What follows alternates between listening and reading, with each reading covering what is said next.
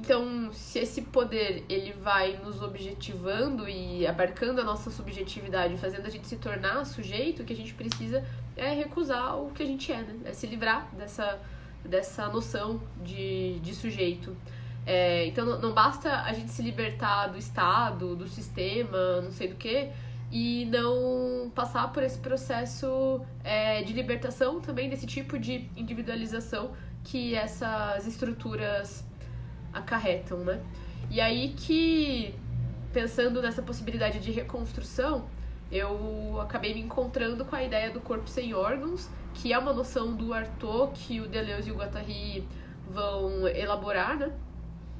E que é esse corpo que ainda não foi organizado, né? É um corpo que não foi formatado, que não está disciplinado, que ainda não foi formado a partir dessa rede de poder atravessando ele, né? Ele vai estar sempre atravessado, mas ele não, é como se ele talvez não tivesse paralisado em uma, né? Aquele acontecimento ali que cruzou esse corpo, ele não abraça aquilo como se aquilo fosse a grande verdade da vida dele, né? Ele deixa passar, né? Vai se ver em fluxo, né? Aí a ideia do corpo sem órgãos, né? Ele ainda não condensou numa organização, né? Numa disciplina. Então é um corpo que ainda não está significando o mundo. Então ele pode ser qualquer coisa. Porque essas tecnologias políticas, né, que o Foucault ele fala, eles vão trazendo pra gente uma série de visões de mundo, né? A gente dá significado às coisas a partir delas. Então, eu vou explicar como é que o mundo funciona, etc., a partir de uma determinada visão de mundo, né? Eu significo o mundo a partir disso. Mas não precisa ser estanque, né? Esse processo ele não precisa ser estanque, não quer dizer que ele não vai acontecer, mas ele não precisa se fechar numa verdade, né? Numa forma de ser, de pensar e etc., uma forma de viver única, né? Mas sempre nessa ideia do fluxo, do processo, do encontro, do teste, da experimentação também, né? Não somente, mas possibilitando, né, que esses fluxos aconteçam. Então a gente a gente ir se despindo daquilo que a gente aprendeu através, né, da educação, da família, da política, da organização social na qual eu tô colocada, de como aquilo me organizou. Mas não para recusar tudo, né, de não, agora não vou tentar viver sem nada disso, porque é meio impossível, né?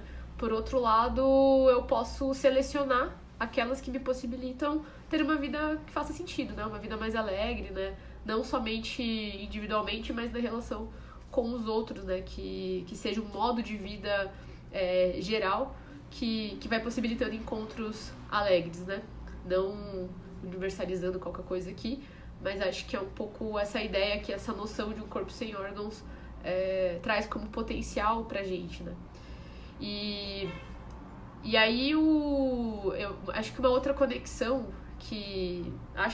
é uma outra conexão que eu venho fazendo com a ideia de ciborgue lá da Donna Haraway, que acho que complementa essa noção de pensar o ciborgue como esse misto de um misto de máquina e organismo, né, de técnica e humano.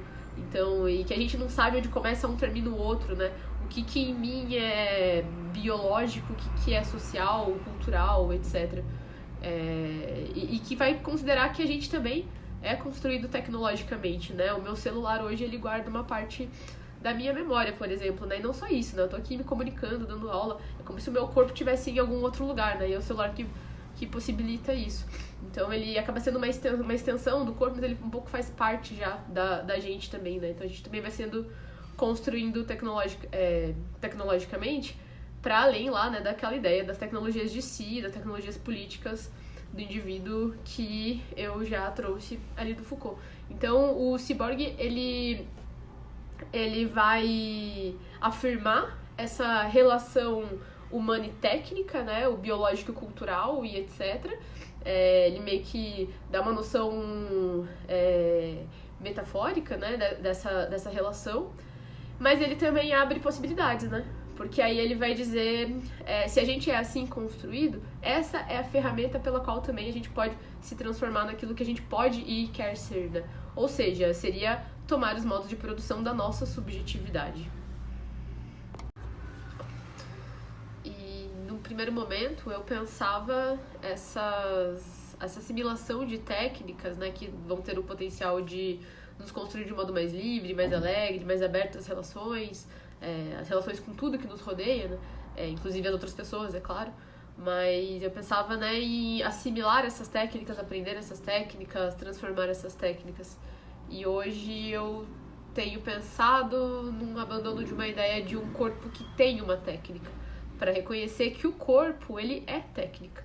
Ele é uma composição, ele é uma rede de codependências, né? Ele deixa de ser uma unidade fechada, estável, já formada, formatada, organizada, para ser um nó de relações, né? De campos de forças, né? Onde várias coisas atravessam e vão formando vários nós ali, né? Então ele é um sistema aberto que vai se fazendo com o mundo, né? Nesses encontros. Então o corpo humano, ele não é algo que está dado, que está montado, ele na verdade que está montado e pronto, né? Ele vai sendo montado, ele é modulável, ele é repleto de possibilidades, né? Da ideia do vir a ser, né? De vários devires. Então é dizer que o meu corpo, ele é técnica, ele é um processo de individuação permanente, ele não é uma substância acabada, né? Ele é possibilidades de acontecimentos e não somente um acontecido e acabou, né? Então, e aí que a ideia dos próximos vídeos é ir associando isso com a cosmologia chinesa, especialmente a noção do Qi, essa que a gente traduz aqui como energia, como sopro, né? Porque eu posso pensar o Qi como um princípio dessa co-implicação de uma ressonância. Então, quando a gente lê as coisas a partir dessa chave, a técnica, ela não é simplesmente uma ferramenta, ela é um modo de circulação de Qi. Então, cada gesto meu, cada respiração, cada emoção é um ato técnico e cósmico. E aí a gente traz a ideia lá do Yuki Rui da cosmotécnica, que eu estou associando aqui com a noção de corporeidade. Mas aí esse papo vai ficar pro próximo vídeo, pro próximo texto. Faz sentido pra você? Valeu, é isso aí. Tchau, tchau.